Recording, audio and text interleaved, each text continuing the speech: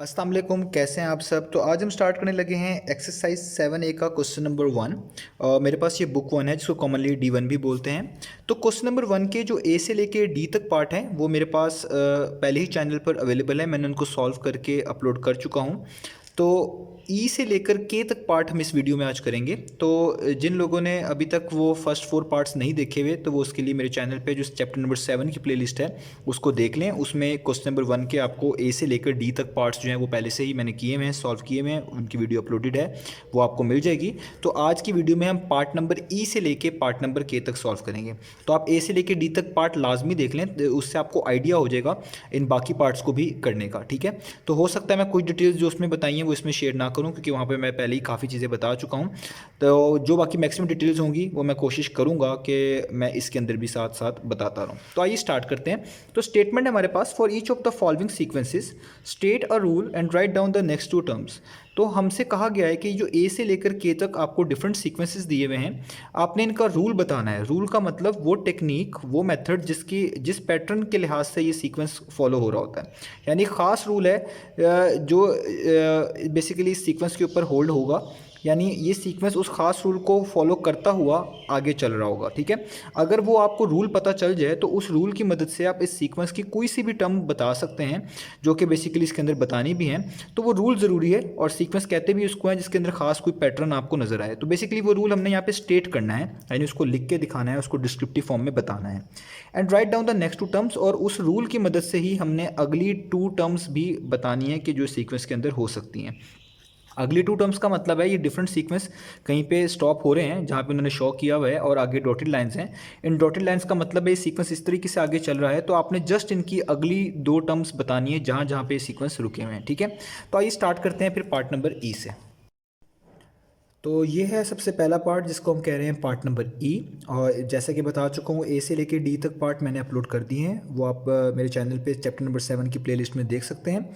उनको लाजमी देख लें पहले, ताकि आपके पास जो बाकी ई से लेकर के तक पार्ट जो भी हम करने जा रहे हैं उनको समझना और भी आसान हो जाए।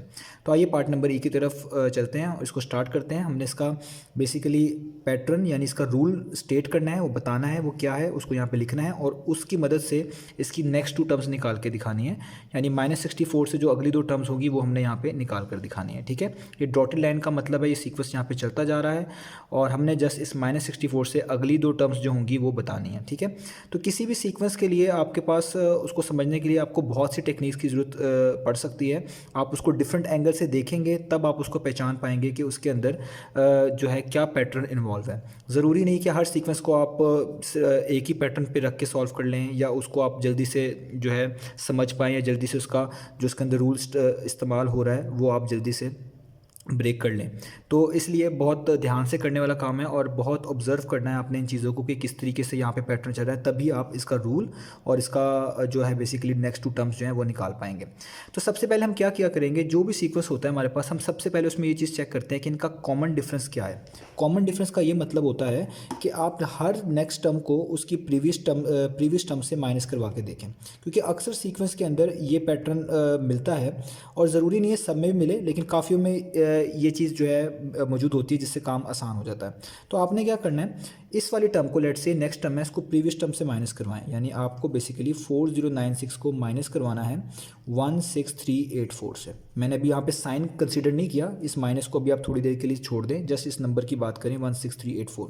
तो आपको आंसर मिलेगा 12288। ठीक है, इसी तरीके से अगली जो टर्म है इस 4096 से यानी 1024, ठीक है, इसको भी आप माइनस करवाएं उसकी प्रीवियस टर्म पे जो कि बनती है 4096।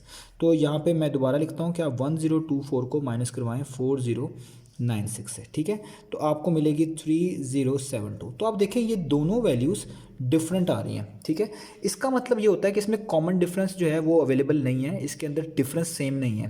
तो जब डिफरेंस सेम ना हो इसका मतलब ये भी लिया जाएगा कि आप कोई ख़ास नंबर इन दोनों में ऐड या स्प्रेड करके अगली टर्म्स नहीं बना सकते। तो पहले ये चीज़ लाजमी चेक कर लें, अगर ये फॉलो हो रही होगी तो आपको पैटर्न मिल जाएगा आसानी से, अगर ये फॉलो नहीं हो रही होगी तो फिर हमें कुछ और सोचना पड़ेगा। तो क्योंकि हर नेक्स्ट टर्म को प्रीवियस टर्म से माइनस करने से डिफरेंट डिफरेंस मिल रहा है, डिफरेंट वैल्यू मिल रही है, तो इसका मतलब है ये पैटर्न तो इस पर फॉलो नहीं हो रहा। अब कौन सा पैटर्न फिर हम ढूंढेंगे, फिर हम ये देखेंगे कि आया कोई ख़ास नंबर ऐसा है जिसको मल्टीप्लाई करने से या उस खास नंबर को डिवाइड करने से नकली टर्म्स मिल सकती हूँ। तो आप नोटिस करें इसके लास्ट टू डिजिट्स हैं, पहली टर्म के ये 84 है, यहाँ पे 96 है, ये 24 है, ये 56 है, ये 64 है। ये जो लास्ट टू डिजिट्स मैंने बताए हैं ये सब के सब 4 पे डिवाइड होते हैं। और वैसे भी 4 का डिविजिबिलिटी टेस्ट भी अगर आपको याद हो वो ये होता है कि जो भी नंबर लिखा होता है उसके लास्ट टू डिजिट्स देखते हैं, अगर वो 4 पे डिवाइड हो रहे होते हैं तो हम कहते हैं ये पूरा डिजिट भी 4 पे डिवाइड होगा। तो इन सब नंबर्स के लास्ट टू डिजिट्स देखें तो वो 4 पे डिविजिबल है। तो आइए इनको चेक करते हैं कि क्या हर नंबर को 4 से डिवाइड करने से क्या नेक्स्ट नंबर मिल सकता है या नहीं मिल सकता। अभी मैंने साइन की कोई भी बात नहीं की है। तो लेट्स से यहाँ पे हम 16384 लिखता हूँ मैं, ठीक है, और इसको मैं 4 पे डिवाइड करता हूँ। तो आप देखें जब आप इस नंबर को 4 पे डिवाइड करेंगे आपको 4096 ही मिलेगा। इसी तरीके से इस नेक्स्ट नंबर को यानी 4096 को फिर से आप 4 पे डिवाइड करें तो आपको दोबारा से उसकी अगली टर्म यानी 1024 मिल जाएगी। और इसी तरीके से आप करते जाएं तो 1024 को फिर से 4 से डिवाइड करने से आपको नेक्स्ट टर्म 256 मिलेगी। यानी ये पैटर्न फॉलो हो रहा है। तो इससे तो बात पता चल जाएगी 64 को भी 4 से डिवाइड करने से नेक्स्ट टर्म मिलेगी, उससे नेक्स्ट टर्म को भी 4 से डिवाइड करने से उससे नेक्स्ट टर्म भी मिल जाएगी। अब इशू रह गया साइन का। साइन यहाँ पे अल्टरनेटिंग है, यानी पहले माइनस है तो फिर प्लस है, फिर माइनस है, फिर प्लस है, फिर माइनस है, तो नेक्स्ट टर्म फिर से प्लस होगी और उससे नेक्स्ट टर्म फिर से माइनस होगी। तो ये तो इजीली हमने गैस कर लिया कि जो साइन है वो इस तरह बिहेव कर रहे हैं कि पहले माइनस है तो अगला प्लस हो जाएगा, फिर माइनस हो जाएगा, फिर प्लस, फिर माइनस, तो अगला फिर प्लस होगा और उससे अगला फिर माइनस होगा। लेकिन हमें इस नंबर में भी कुछ चेंजेस लानी पड़ेंगी ताकि वो इस साइन के पैटर्न को भी फॉलो करे, क्योंकि अभी तो सिंपल 4 से डिवाइड करने से ये सारे पॉजिटिव आ रहे हैं। तो उसके लिए बहुत आसान सा काम करना है। आपको नंबर तो मिल ही चुका है जिससे ये आपको नंबर्स मिल रहे हैं यानी नेक्स्ट टर्म्स मिल रही हैं। आप जैसे उस नंबर के साथ एक माइनस का साइन इंट्रोड्यूस करवा दें। इससे क्या होगा, देखिए जब पहला वाला नंबर माइनस होगा और वो -4 से डिवाइड होगा तो माइनस माइनस प्लस हो जाएंगे या एक तरह का कैंसिल आउट हो जाएंगे, तो आपको सिर्फ मिलेगा 4096। आप उसको फिर से -4 से डिवाइड करेंगे तो अब वो जो पॉजिटिव वाला नंबर होगा किसी नेगेटिव नंबर से डिवाइड होगा तो फिर से क्या बन जाएगा, वो बन जाएगा नेगेटिव नंबर यानी -1024। और इस -1024 को दोबारा से जब 4 से यानी -4 से डिवाइड करेंगे वो फिर माइनस माइनस क्या हो जाएगा, प्लस, तो बन जाएगा 2 + 256। और जो ये प्लस का 256 बनेगा इसको फिर से आप -4 से करेंगे तो ये आपको अब मिलेगा -64।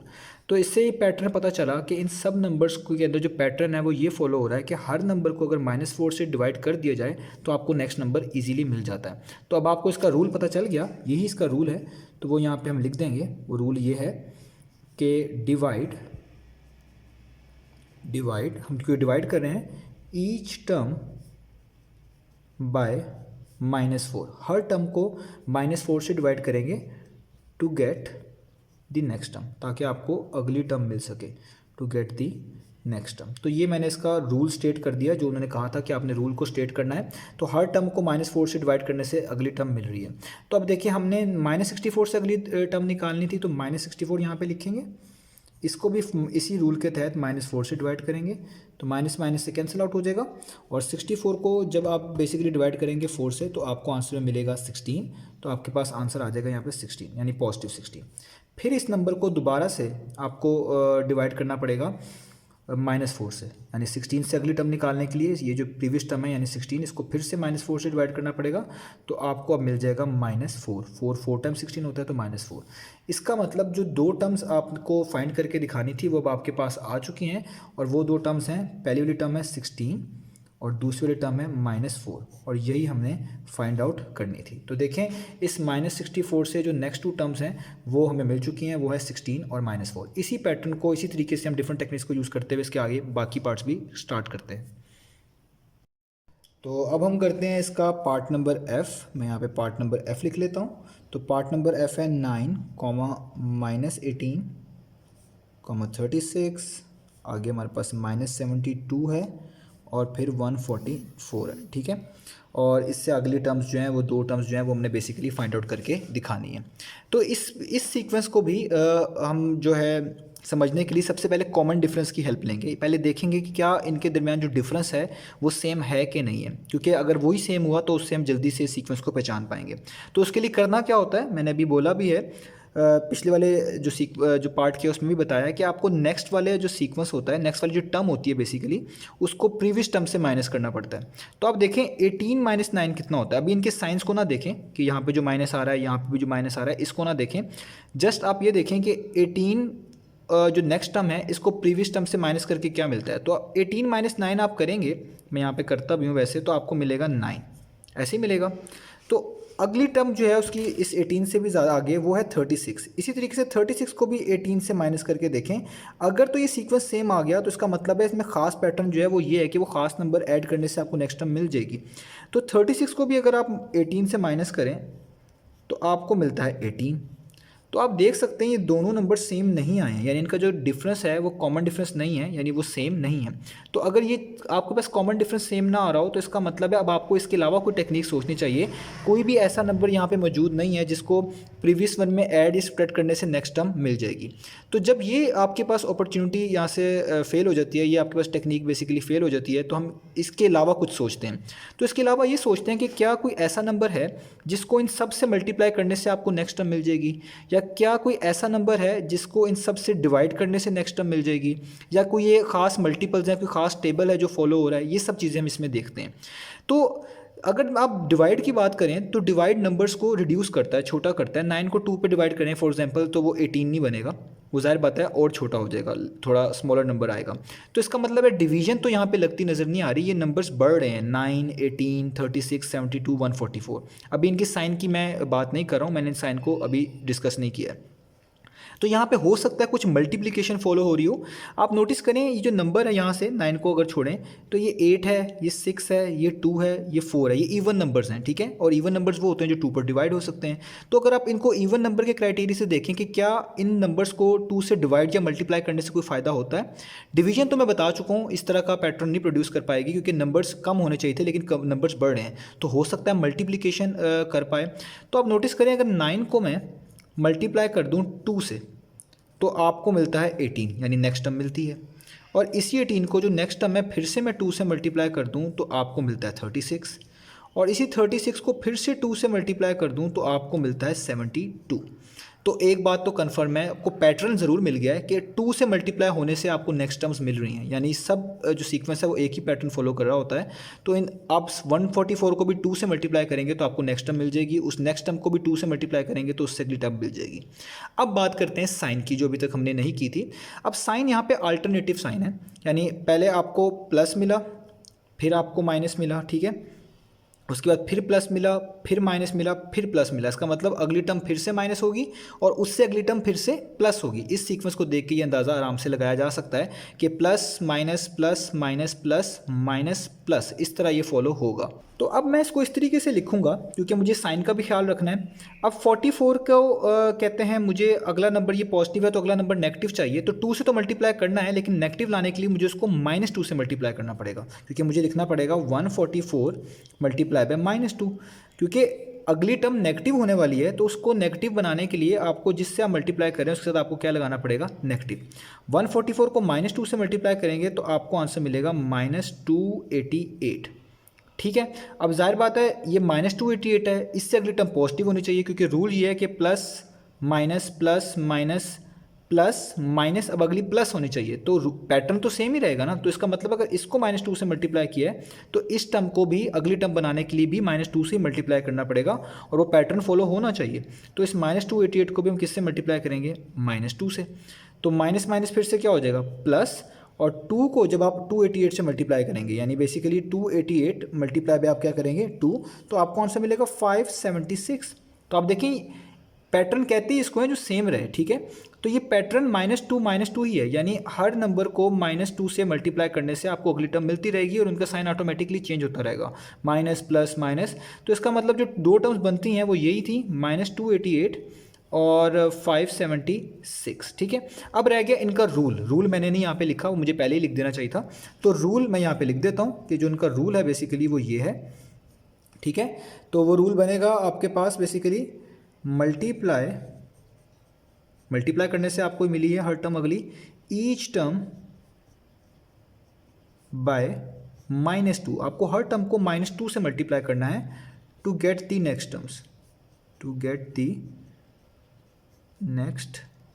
टर्म। तो ये इसका रूल है कि आप हर टर्म को अगर -2 से मल्टीप्लाई करेंगे आपको अगली टर्म मिल जाएगी। 9 को -2 से करें -18 मिलेगा, -18 को -2 से करेंगे माइनस माइनस प्लस हो जाएगा, वो 36 मिलेगा, और इसी तरीके से ये पैटर्न फॉलो होता रहेगा। तो ये था इसका पार्ट नंबर F। तो यहाँ पे मैं स्पेस सेव करूँगा, यहीं पे पार्ट नंबर एफ लिख। तो अब हम यहाँ पे पार्ट नंबर जी करते हैं। तो पार्ट नंबर जी में लिखा हुआ है हमारे पास -52 कॉमा -59। मैं सीक्वेंस यहाँ पे लिख देता हूँ सारा का सारा।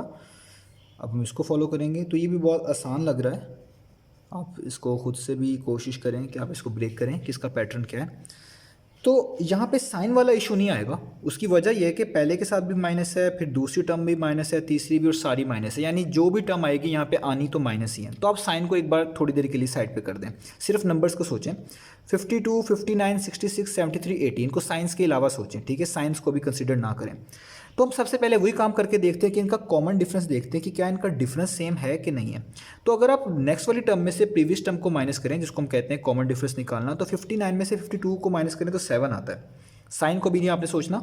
66 को 59 से माइनस करें तो 7 आता है। 73 को भी 66 से माइनस करें तो भी 7 आता है। इसका मतलब ये सारी टर्म्स में जो फ़र्क है वो 7 का है। और जब किसी चीज़ में किसी खास नंबर का फ़र्क हो, इससे मुराद ये होती है कि अगर आप एक पिछली वाली टर्म में वो फ़र्क ऐड करेंगे तो आपको नेक्स्ट टर्म मिलेगी। यानी अगर 52 में आप 7 ऐड करेंगे तो आपको 59 मिलेगा, 59 में 7 ऐड करेंगे तो 66 मिलेगा, 66 में 7 ऐड करेंगे तो 73 मिलेगा। तो अगर मैं इसको यहाँ से सोचूँ तो 52 में अगर आप 7 ऐड करते हैं तो आपको मिलता है 59, और इस 59 में फिर दोबारा 7 ऐड करते हैं तो आपको मिलता है 66। इसका मतलब आपको सीक्वेंस मिल गया, आपको पैटर्न मिल गया कि इन सब नंबर्स में 7 ऐड करना पड़ेगा। अब रह गया इशू साइन का।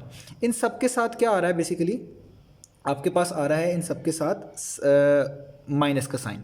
तो अब इस माइनस को भी यहाँ पे हमने मैनेज करना है किसी तरीके से, क्योंकि अगर आप 80 में -80 में -52 में 7 ऐड करेंगे तो आपको ज़ाहिर बात है 59 नहीं मिलने वाला। 52 में 7 मिलने से 59 मिलेगा, लेकिन -52 में 7 ऐड करने से आपको -59 नहीं मिलेगा। तो इस सीक्वेंस को, इस पैटर्न को बिल्कुल लॉजिकली करेक्ट बनाने के लिए और इस जैसा बनाने के लिए आपको बेसिकली सब्ट्रैक्ट करना पड़ेगा, क्योंकि आपको यहाँ से पता चल रहा है कि इस 52 में किसी भी तरीके से 7 ऐड होना चाहिए तो ही वो 59 बनेगा। लेकिन यहाँ पे क्योंकि पहले से ही नेगेटिव साइन है तो इसलिए आपको 7 को भी नेगेटिव बनाना पड़ेगा, यानी -52 तो पहले से मौजूद है, 7 ऐड कराने के लिए आपको 7 को भी क्या बनाना पड़ेगा, नेगेटिव, यानी आपको सब्ट्रैक्ट करना पड़ेगा एक तरह का। तो माइनस माइनस क्या हो जाएगा, प्लस, तो आपको मिलेगा -59, और -59 में फिर से आप -7 करवाएंगे तो फिर माइनस माइनस क्या हो जाएगा, प्लस, तो आपको मिलेगा नेक्स्ट वाला नंबर यानी -66। तो इस तरीके से पैटर्न देखें बिल्कुल एग्जैक्ट आपका बन जाएगा जो आपको सीक्वेंस दिया हुआ है। तो ये बेसिकली मेथड होता है इनको ब्रेक करने का, इनको समझने का। तो अगर आप सिंपल 7 ऐड करते तो आपको टर्म्स तो यही मिलती, लेकिन साइन का इशू आता। तो साइन को भी करेक्ट बनाने के लिए वो जो खास नंबर था वो था 7, यानी आप इन सब नंबर्स में से 7 को सब्ट्रैक्ट करें तो ही जाके आपको ये चीज़ें मिलेंगी। यानी 7 को हमने एक तरह का नेगेटिव बनाया है, इस वजह से हमें अगली टर्म्स मिल रही हैं।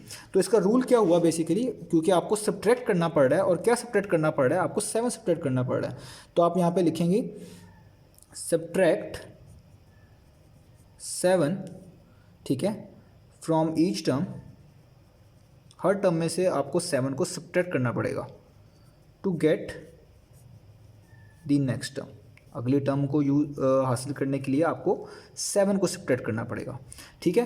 तो ये यहाँ पे -80 रुका हुआ है, तो -80 में से भी आप सब्ट्रैक्ट कर दें 7 ताकि आपको नेक्स्ट टर्म मिल जाए। माइनस माइनस प्लस हो जाएगा तो आपको नेक्स्ट टर्म मिलेगी -87, और -87 मिल गई तो -87 में से फिर से सब्ट्रैक्ट कर दें 7, तो माइनस माइनस आपके पास क्या हो जाएगा, वो हो जाएगा बेसिकली प्लस हो जाएगा। तो 87 + 7 आपके पास कितना हो जाएगा, वो हो जाएगा 94, और साइन आ जाएगा माइनस का। तो 2 टर्म्स मिल गई, अगली 2 टर्म्स होंगी -87 और -94। ये 87 है, यानी -87 और -94 आपके पास आ गया पार्ट नंबर जी का आंसर।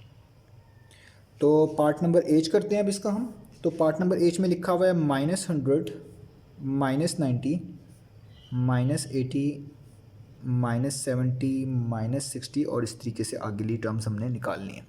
तो इस सीक्वेंस को भी आप इस तरीके से देखें। सबसे पहले वही काम करेंगे जो हर सीक्वेंस में देख रहे हैं कि इनका कॉमन डिफरेंस निकालेंगे। इन सब में माइनस का साइन आ रहा है, ठीक है, इन सब के अंदर किसका साइन आ रहा है, माइनस का साइन आ रहा है। तो सब में माइनस का साइन ही रहेगा, इसका कोई इशू बनने वाला नहीं है। लेकिन ये सीक्वेंस बहुत आसान है। ये 100 था, फिर 90 हुआ, फिर 80 हुआ, फिर 70, 60, यानी इनमें 10-10 कम हो रहे हैं। 10-10 बेसिकली वैल्यू जो है वो रिड्यूस होती जा रही है।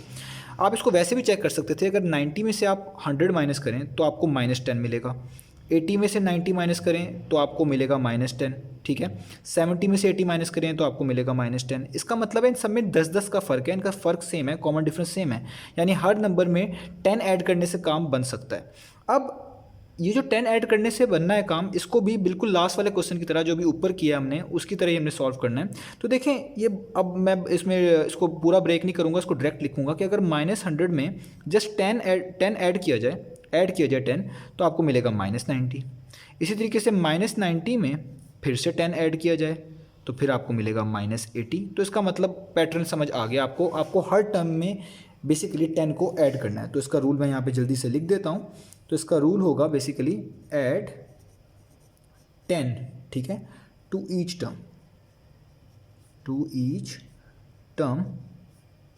Gate the next term. तो अब बता सकते हैं हम अगली टर्म क्या होगी। लास्ट है -60, तो -60 में भी आप 10 ऐड कर दें तो प्लस माइनस माइनस होता है, तो 60 - 10 बेसिकली हो जाएगा 50, यानी -50 आपको आंसर में मिलेगा, क्योंकि साइन बड़ी वैल्यू का आएगा आपके पास यहाँ पे, ठीक है। ये जो नेक्स्ट टर्म होगी इसमें से फिर 10 जो है आप उसमें प्लस कर दें, बेसिकली प्लस करना था, अगर मैंने कहीं माइनस बोल दिया हो तो प्लस माइनस माइनस होता है। 50 - 10 बेसिकली आपको मिलेगा 40, और साइन बड़ी वैल्यू का तो हो जाएगा -40, यानी जो दो टर्म्स मिलनी चाहिए वो है -50 और -40। ये हमारे पास हो गया पार्ट नंबर एच, ठीक है। अब चलते हैं इसके किसी और पार्ट की तरफ। तो पार्ट नंबर जो आई है वो बहुत आसान है, इसलिए मैं उसको यहाँ पे डायरेक्ट करूँगा। तो वो सीक्वेंस बिल्कुल देख के ही पता चल रहा है कि उसके अंदर क्या पैटर्न फॉलो हो रहा है, तो उसको मुझे यहाँ पे एक्सप्लेन करने की ज़्यादा ज़रूरत नहीं है। ये है 0, 10, 20, 30, 40, साफ पता चल रहा है इन सब में कॉमन डिफरेंस सेम है। 10 - 0 10 होता है, 20 - 10 भी 10 होता है, 30 - 20 भी 10 होता है। इन सब में 10 ऐड करने से नेक्स्ट वाला बन जाएगा। 0 में 10 ऐड करेंगे 10 बनेगा, 10 में 10 करेंगे 20 बनेगा, और इसी तरीके से 20 में 10 ऐड करने से 30 बन रहा है। तो इसका रूल बहुत सिंपल है, इसको ज़्यादा डिस्कस करने की ज़रूरत है नहीं। तो इसका रूल भी यही होगा जो भी आपने ऊपर लिख लिया है, कि आपको ऐड कर देना है 10 को टू ईच टर्म, हर टर्म में 10 ऐड करें to get the next term, ठीक है। तो यहाँ पे मैं डायरेक्ट लिख देता हूँ। तो ये है लास्ट टर्म, 40 में 10 ऐड करेंगे तो आपको मिलेगा 50, और 50 में फिर से 10 ऐड करेंगे तो आपको मिलेगा 60, यानी इसका आंसर तो बहुत सिंपल हमें पता चल जाएगा, वो है 50 और 60। आइए अब इसके जे वाले पार्ट की तरफ चलते हैं। तो जे वाला पार्ट में लिख लेता हूँ यहाँ पे, ठीक है। तो जे वाला पार्ट मेरे पास क्या है, जे वाला पार्ट तो वो है 52, 59, 66 और 73। तो अगर आप नोटिस करें जो पार्ट नंबर जे है और पार्ट नंबर जी, ये बिल्कुल पार्ट नंबर जी की तरह है, ठीक है। बस फ़र्क ये है कि इधर नेगेटिव नहीं आ रहे, बाकी सारा प्रोसीजर बिल्कुल सेम ही रहेगा।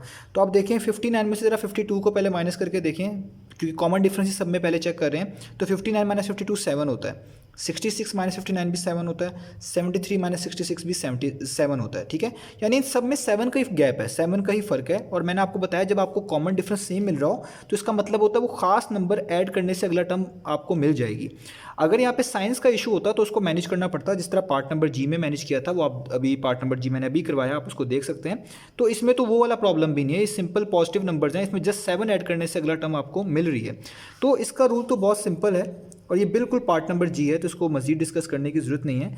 तो आपको करना पड़ेगा add basically 7 to each term, आपको हर टर्म में 7 ऐड करना पड़ेगा टू गेट नेक्स्ट टर्म, ताकि आपको अगली टर्म मिल सके, to get the next term. तो आखिरी नंबर 73 है, तो जब आप 73 में 7 ऐड करेंगे तो ये पूरा हो जाएगा 80, और 80 में फिर से आप 7 ऐड करेंगे तो आपको मिल जाएगा 87, क्योंकि 7 ऐड करने से आपको अगली टर्म मिल रही है। तो आपके पास बेसिकली नंबर आएंगे 80 और 87, यानी नेक्स्ट टू टर्म्स जो बनती हैं इस सीक्वेंस की वो होंगी 80 और 87। तो अब चलते हैं इसके लास्ट वाले पार्ट की तरफ, जो कि इसका है पार्ट नंबर के, ठीक है। तो 4, 12, 36, 108। तो इस सीक्वेंस को भी पहचानने के लिए सबसे पहले कॉमन डिफरेंस देखेंगे। 12 - 4 8 होता है, ठीक है, ऐसे ही होगा। और इसी तरीके से 36 - 12 करेंगे तो वो 24 होता है। और 108 करें तो वो तो आगे चेक करने की ज़रूरत नहीं है, क्योंकि यहाँ पे 8 बन रहा है, डिफरेंस 12 और 4 के दरमियान बेसिकली गैप है 8 का। 36 और 12 को माइनस करने से जो गैप आ रहा है वो है 24 का। तो इसका मतलब कॉमन डिफरेंस तो इसमें सेम नहीं है, यानी कोई चीज़ ऐड सब्ट्रैक्ट करने से तो ये नेक्स्ट टर्म्स नहीं बनेगी, तो कुछ और सोचना पड़ेगा। कुछ और सोचने का मतलब है आपने ये देखना है क्या ये किसी से डिवाइड तो नहीं हो सकते, कोई एक खास नंबर तो नहीं है जो इनको डिवाइड करने से नेक्स्ट टर्म को आपको दे दे, या कोई ख़ास नंबर से मल्टीप्लाई करने से आपको नेक्स्ट टर्म मिल सकती है, या कोई टेबल लेट से कोई मल्टीपल्स तो नहीं लिखे हुए। ये सब चीज़ें आप देख सकते हैं, ये सब एक दूसरे से जुड़ी हुई हैं। तो 4, 12, 36 को देख के अंदाज़ा हो रहा है कि आप देखें, अगर हम 4 को 3 से मल्टीप्लाई करें तो 12 होता है, और 12 को भी 3 से मल्टीप्लाई करें तो 36 होता है, और 36 को फिर से 3 से मल्टीप्लाई करें तो 108 होता है। तो ये बहुत ईजी है कि 4 को 3 से मल्टीप्लाई करने से 12 मिलता है, और जो इसी 12 को दोबारा 3 से मल्टीप्लाई करने से नेक्स्ट टर्म 36 मिल रही है, और 36 को दोबारा से 3 से मल्टीप्लाई करने से आपको फिर से नेक्स्ट टर्म 108 मिल रही है। तो आपको पैटर्न समझ आ गया कि ये सब के सब 3 से मल्टीप्लाई होने से नेक्स्ट टर्म आपको प्रोवाइड कर रहे हैं। तो इसका रूल बहुत सिंपल हो जाएगा, आपको लिखना पड़ेगा कि मल्टीप्लाई ईच टर्म, आपको हर टर्म को मल्टीप्लाई करना है बाय 3, किससे, 3 से, to get the next term, ठीक है, ताकि आपको नेक्स्ट टर्म मिल सके। ये तो हो गया इसका रूल। अब नेक्स्ट टर्म निकाल लेते हैं, यानी ये जो बेसिकली आपके पास यहाँ पे लिखा हुआ है लास्ट में 108, इसको आपको मल्टीप्लाई करवाना है 3 से। तो जब आप 108 को 3 से मल्टीप्लाई कराएंगे, तो 108 को 3 से मल्टीप्लाई करवाएंगे तो आपको आंसर मिलेगा 324, यानी पहली टर्म तो आपको मिल गई 324। नेक्स्ट टर्म इस 324 को फिर से आपको 3 से मल्टीप्लाई करवाना पड़ेगा, क्योंकि हर टर्म को 3 से मल्टीप्लाई करने से ही आपको नेक्स्ट टर्म मिल रही है, तो वो आपको मिलेगी 972। तो आपको अगली टर्म भी मिलेगी 972, यानी इसका आंसर आ गया 324,972। तो ये था हमारे पास पार्ट नंबर के। तो यहाँ पे हमारा ख़त्म हुआ ये सवाल। इसके जो नेक्स्ट क्वेश्चंस हैं वो भी मैं अपलोड कर चुका हूँ, क्वेश्चन नंबर 2 और क्वेश्चन नंबर 3 वो आप देख सकते हैं। तो उम्मीद करता हूँ आपको समझ आई होगी। इंशाल्लाह नेक्स्ट वीडियोज़ में मिलेंगे बाकी सॉल्यूशंस के साथ।